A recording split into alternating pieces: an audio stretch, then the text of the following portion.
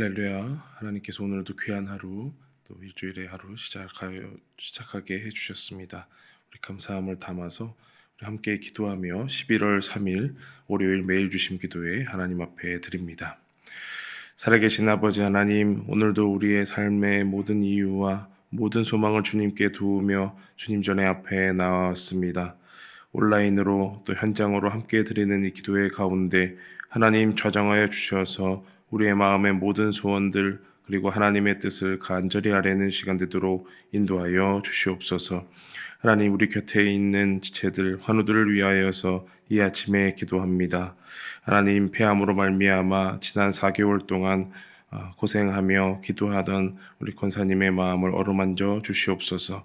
다행히도 이제 표적 항암제가 잘 작용을 하여서 크기가 더 이상 진행되지 않고 줄어들며 하나님 부작용도 줄어들고 또 잘 먹고 잘 운동한다는 소식이 들렸습니다. 하나님께 감사하며 이제 또 2-3개월 동안 또 약을 잘 복용해 가며 상태를 관찰하려 합니다. 한순간에 나을 수 없는 병이기에 하나님께 하루하루 맡기며 더욱더 하나님께 가까이 나아가게 하심을 감사드립니다. 무엇보다도 일평생 기도하였지만 이 기회에 더욱더 하나님께 기도하며 하나님의 뜻을 구하는 여종 될 수 있도록 인도하시니 감사합니다. 앞으로도 주님께 모든 것을 맡기며 나아가는 일정들 되도록 인도하여 주시옵소서. 하나님, 또 어제 소식이 들렸습니다. 난소암에 걸려서 여러 전이 상황 가운데 있었으나 이제 PET 결과 활성화된 암이 보이지 않고 이제 남은 것은 암 수치가 조금 더 내려가서 표적 항암제를 시작하려고 합니다. 수년간 기도해왔던 우리 집사님의 기도와 또 가족들의 눈물 어린 마음을 주님께서 보듬어 주시고 이제 다시는 같은 병이 재발하지 않도록 주님께서 인도하여 주시옵소서. 기도를 요청할 수 있는 사람이 있고 교회가 있음을 얼마나 감사하고 행복한지를 알려주셨습니다. 하나님, 이제부터 더욱더 하나님께 매달리며 기도하며 하나님의 귀한 사람 또 귀한 백성 될 수 있도록 인도하여 주시옵소서. 하늘들을 위하여서 매일 아침 내가 혹 이름을 모를지라도 얼굴을 모를지라도 함께 기도하며 나누는 이 시간 가운데 하나님 좌정하여 주셔서 믿는 사람의 기도에 힘을 더하여 주시옵소서. 하나님, 또한 지난 며칠간에도 우리 교우들 간에 장례 소식이 많이 있었습니다. 하나님, 어머니를 보내고 아버지를 보내고 또 가까운 친지를 보내며 하나님 앞에 슬픈 마음을 애통하는 마음을 아뢰 때에 하나님 유족들의 마음을 어루만져 주시고 모든 장례 절차 가운데 함께하여 주셔서 쌀쌀해진 이 날씨 가운데 그 마음마저도 차갑게 얼어붙지 않도록 인도하여 주시옵소서. 무엇보다도 장례를 잘 마치고 집에 돌아갈 때에 그 황망하고 텅 빈 것과 같은 그 마음을 주님의 은혜와 사랑으로 충만하게 채워주시기를 간절히 원합니다. 하나님, 또한 우리 교회를 불쌍히 여겨주시사 이번 한 주간 회의 주간으로 정하여서 우리 교역자들 그리고 당회원들 각자의 순서에 맞추어서 열심히 정책을 위하여서 기도하고 회의하고자 합니다. 하나님, 내년의 대소사를 주님께 맡기며 교회의 발걸음을 주님 손에 의탁하며 드리는 이 회의 가운데 하나님 좌정하여 주셔서 모든 일들이 또 모든 정하는 아이디어들과 모든 계획들이 하나님 안에서 순조롭게 진행될 수 있도록 주님 지혜를 더하여 주시옵소서. 많은 성도들 함께 기도를 요청하며 나아가는 기간이오니 주님, 이 기간에 하나님 성령의 능력을 더하여 주시고 하늘 아버지의 은혜를 깊게 체험하는 시간들 되게 하여 주시옵소서. 우리 교회의 모든 발걸음을 주님께 올려드립니다. 하나님, 오늘도 귀한 말씀 우리에게 주셨사오니 이 말씀 받아들고 마음판에 깊이 새기며 한 걸음 한 걸음 주님의 뜻을 이 땅 가운데 새겨 나아가는 주의 성도들 될 수 있도록 인도하여 주시옵소서. 주님께 모든 소망을 두었고 예수님의 이름으로 기도하옵나이다. 아멘. 하나님의 말씀 에스라 3장 1절에서 13절 말씀입니다. 구약성경 에스라 3장 1절에서 13절 말씀 우리 교독하시고 13절은 함께 읽겠습니다. 이스라엘 자손이 각자의 성읍에 살았더니 일곱째 달에 이르러 일제히 예루살렘에 모인지라.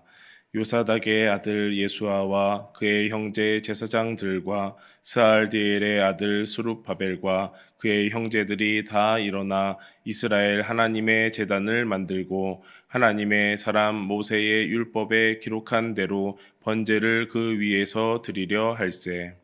무리가 모든 나라 백성을 두려워하여 제단을 그 터에 세우고 그 위에서 아침 저녁으로 여호와께 번제를 드리며 기록된 규례대로 초막절을 지켜 번제를 매일 정수대로 날마다 드리고 그 후에는 항상 드리는 번제와 초하루와 여호와의 모든 거룩한 절기의 번제와 사람이 여호와께 기쁘게 드리는 예물을 드리되 일곱째 달 초하루부터 비로소 여호와께 번제를 드렸으나 그때에 여호와의 성전 지대는 미쳐 놓지 못한지라. 이에 석수와 목수에게 돈을 주고 또 시돈 사람과 두로 사람에게 먹을 것과 마실 것과 기름을 주고 바사 왕 고레스의 명령대로 백향목을 레바논에서 욥바 해변까지 운송하게 하였더라.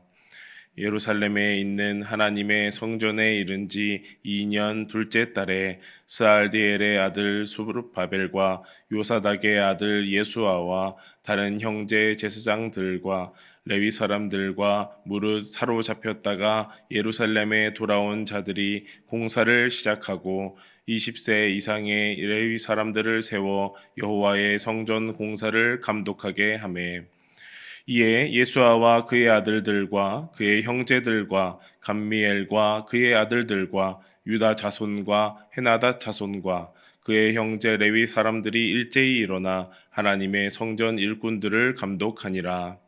건축자가 여호와의 성전의 기초를 놓을 때에 제사장들은 예복을 입고 나팔을 들고 아삽 자손 레위 사람들은 제금을 들고 서서 이스라엘 왕 다윗의 규례대로 여호와를 찬송하되 찬양으로 화답하며 여호와께 감사하여 이르되 주는 지극히 선하심으로 그의 인자하심이 이스라엘에게 영원하시도다 하니 모든 백성이 여호와의 성전 기초가 놓임을 보고 여호와를 찬송하며 큰 소리로 즐거이 부르며 제사장들과 레위 사람들과 나이 많은 족장들은 첫 성전을 보았으므로 이제 이 성전의 기초가 놓임을 보고 대성통곡하였으나 여러 사람은 기쁨으로 크게 함성을 지르니 다 함께 백성이 크게 외치는 소리가 멀리 들이므로 즐거이 부르는 소리와 통곡하는 소리를 백성들이 분간하지 못하였더라.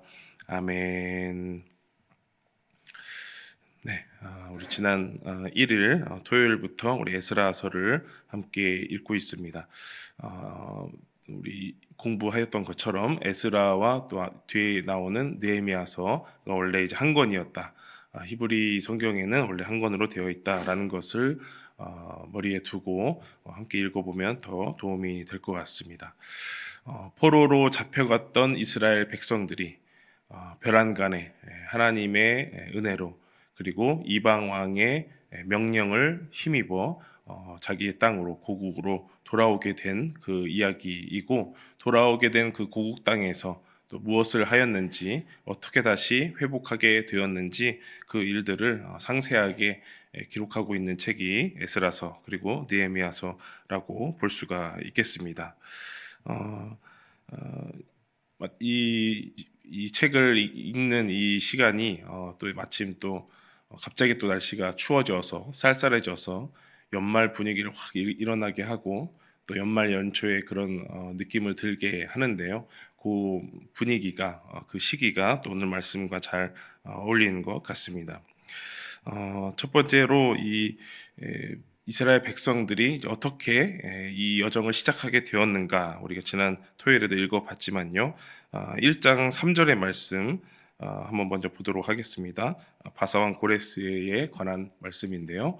이스라엘의 하나님은 참 신이시라. 너희 중에 그의 백성된 자는 다 유다 예루살렘으로 올라가서 이스라엘의 하나님 여호와의 성전을 건축하라.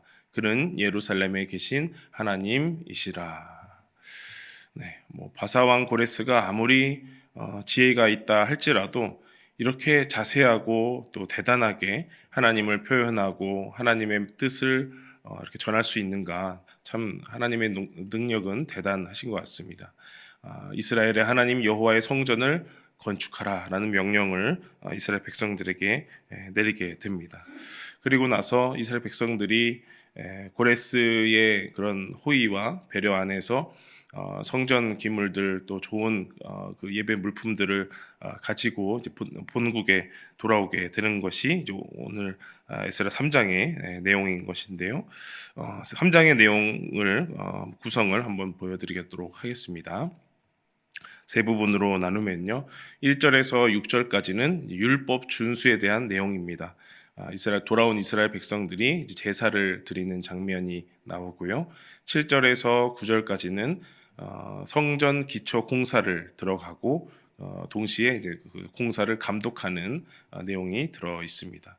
그리고 10절에서 13절까지는 기쁨과 슬픔의 찬양, 되게 아이러니한 모습이 보이는데요. 좀 이따 살펴보고요. 기쁨과 슬픔의 찬양의 모습들이 기록되어 있습니다. 에스라 3장의 내용을 볼 때 이런 생각이 듭니다. 오늘 매일 성경의 제목에도 나와 있지만 삶의 중심 잡기라고도 나와 있지만 조금 더 쉽게 풀어보면 정체성 찾기라고 보여집니다. 정체성 찾기. 나는 누구인가? 우리는 누구인가? 우리는 어떤 사람인가를 대해서 삶의 중심을 잡고 자신의 정체성을 찾아보는 그런 말씀이 되길 원합니다. 건축하라라는 명령을 받고 이스라엘 백성들이 본국에 돌아와서 3장 1절을 보니까 이스라엘 자손이 각자의 성읍에 살았더니 일곱째 달에 이르러 일제히 예루살렘에 모인지라. 각자의 고향에 돌아갔다가요, 자신의 집을 좀 살피다가 7월 일곱째 달에 되었습니다. 일제히 예루살렘에 성전터에 이제 모인 것이죠. 일곱째 달이라고 하면은 우리나라의 7월, 8월 여름이라고 생각하면은 안 되겠습니다. 우리가 지금 두터운 옷을 갑자기 꺼내 입은 것처럼 이제 새해라고 생각하면 좋을 것 같습니다. 한 해가 시작이 되는, 그래서 이스라엘 백성들에게는 7월이 새해의 첫 달이 되거든요. 그래서 새해에 모였다 이렇게 보시면 되겠습니다.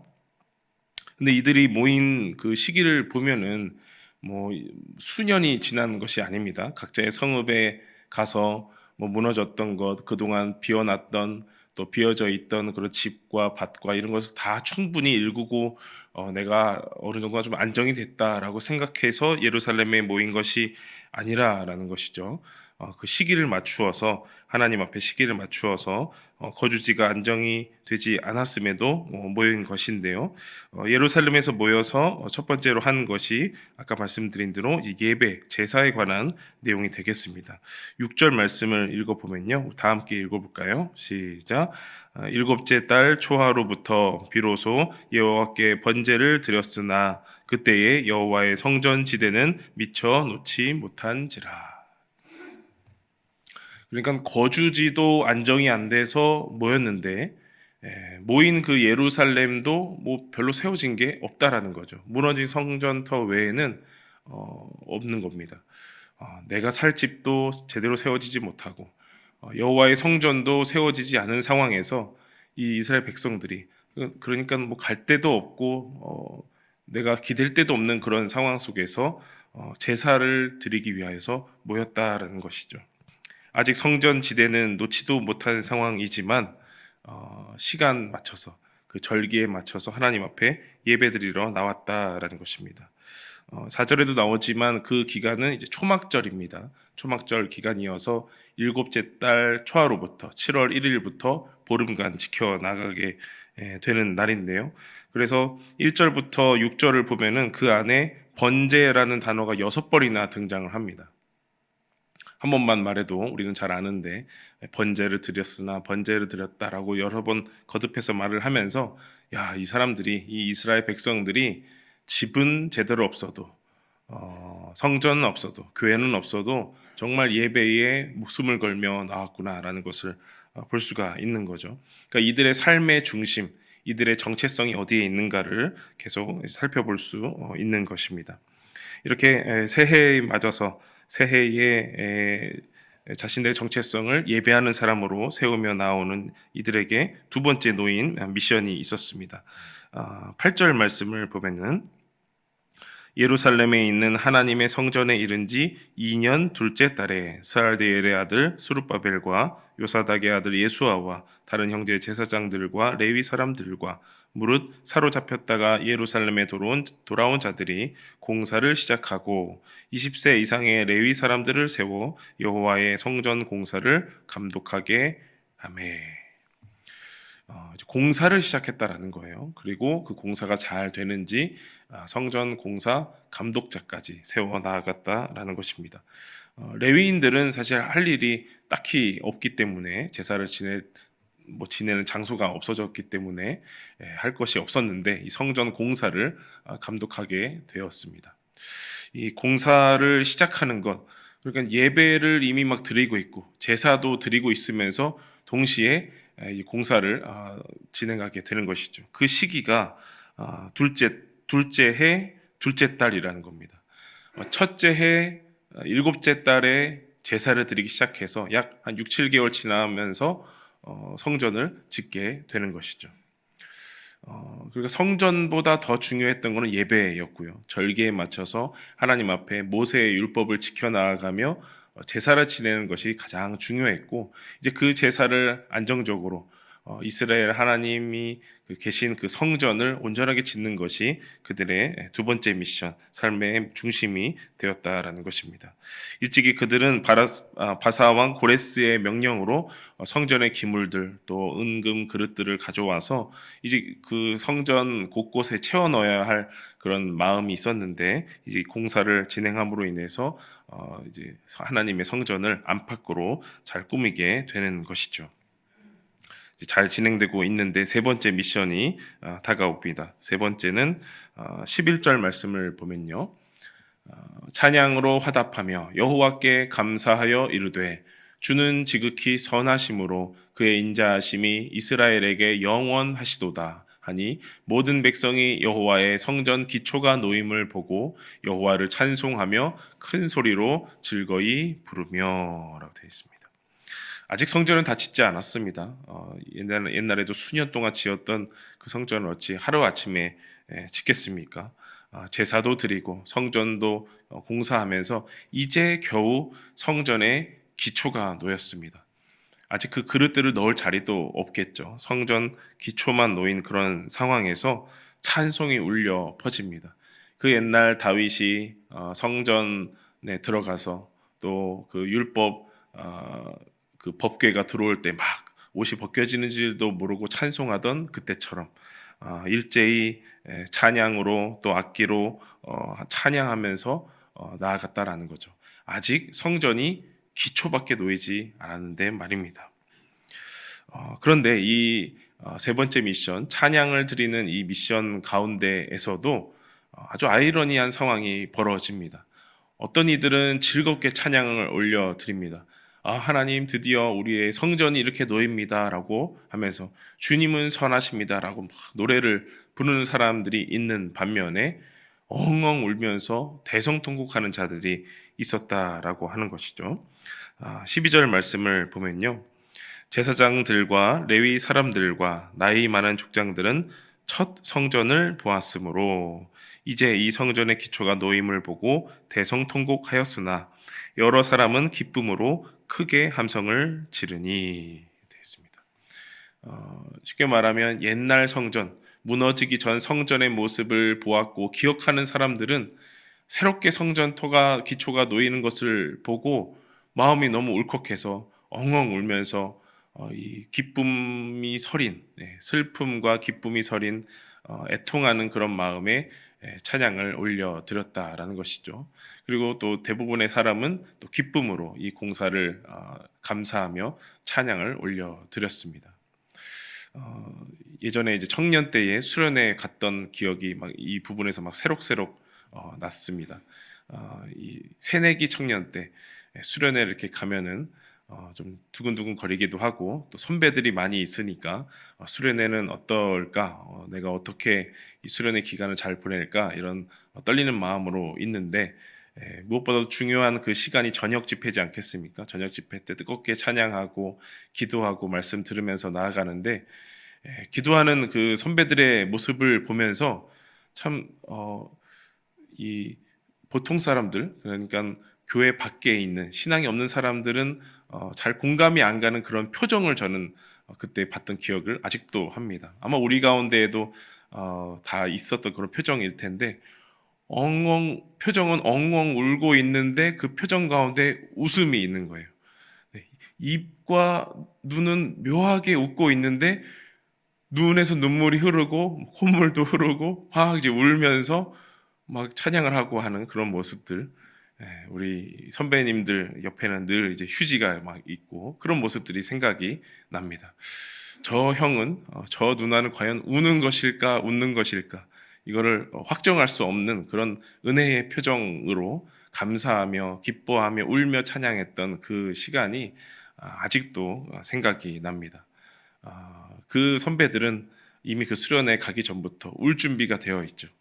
또 하나님 앞에 웃으며 찬양할 준비가 되어 있었던 그 기억이 아주 깊이 납니다. 여러분들도 그 기억이 아마 다 있으실 거라 생각이 들어요.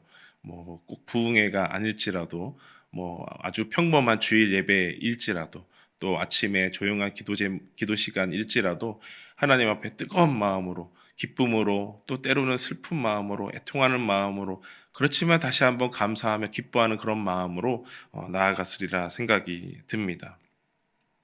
그 말씀이 나오면서 이제 12절까지도 나오면서 이 대성통곡하면서도 기뻐하는 그 함성의 소리가 나중에는 멀리서 들을 때는 이게 뭐 그냥 울기만 하는 소리인지 기뻐하기만 하는 소리인지 분간할 수 없을 그런 정도의 소식이 들렸다라는 것이죠.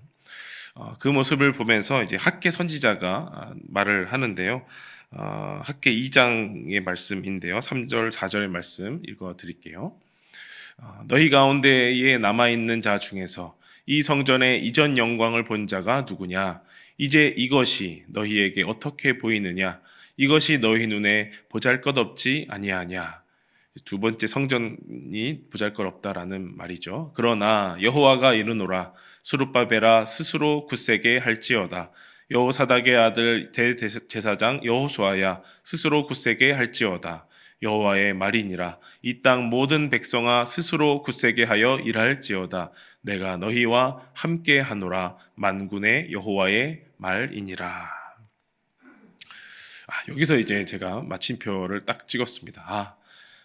예배하고 성전 공사와 감독을 하고 또 찬양을 하는 이런 미션들 가운데에서 기쁨과 슬픔의 애통의 찬양이 울려 퍼지는 이들의 삶의 중심, 이들의 정체성은 무엇일까? 하나님과 함께하는 사람들, 또 하나님이 함께 해주시는 사람들이구나라는 생각이 들었습니다. 아무것도 없는 폐허 가운데에서도 예배 드릴 수 있었던 그 근본적인 이유, 그 근본적인 힘은 하나님이 함께 해주시기 때문이구나. 그래서 지금은 아무것도 아닌 것 같지만 또 이제 내일 본문으로 가면은 바로 또 핍박과 어려움이 다가옵니다. 그럼에도 그들이 멈출 수 없고 낭망하지 않고 나아갈 수 있는 그 근본적인 이유, 삶의 중심은 하나님이 함께 해주시기 때문이구나. 귀환할 수 있었던 이유, 예배할 수 있었던 이유, 성전터를 놓고 찬양하며 기쁨과 슬픔의 애통의 찬양을 올려드릴 수 있었던 그 이유가 다 하나님의 함께하심 덕분이구나라는 것을 마음에 새겼으면 좋겠습니다. 사랑하는 여러분, 오늘도 기도하며 나아가실 때 여러분 마음 가운데 여러 감정이 올라오고 여러분의 상황이 마냥 잘 세워진 것 같지 않은 상황일지라도 하나 기억하시면 좋겠습니다. 하나님이 여러분과 함께 하십니다.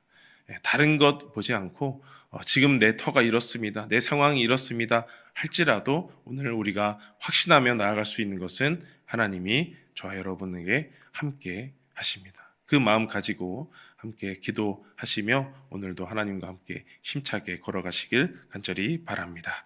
기도하겠습니다.